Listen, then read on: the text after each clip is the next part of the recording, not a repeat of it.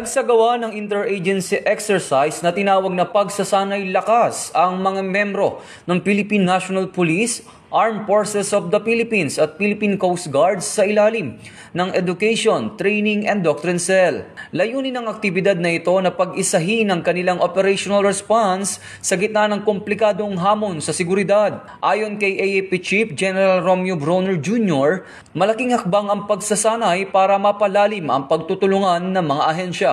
Ayon pa kay General Bronner, ang pagsasanay na ito ay unang hakbang sa mas matibay na pag-unawa at pagkakaisa para sa seguridad. Ang pagsasanay lakas ay inaasahang magsisilbing modelo para sa mas maayos, sabayang pag-iisip, pagpaplano at pagkilos ng mga security forces ng bansa. Ito ang bagong PNP para sa bagong Pilipinas, serbisyong mabilis, tapat at nararamdaman.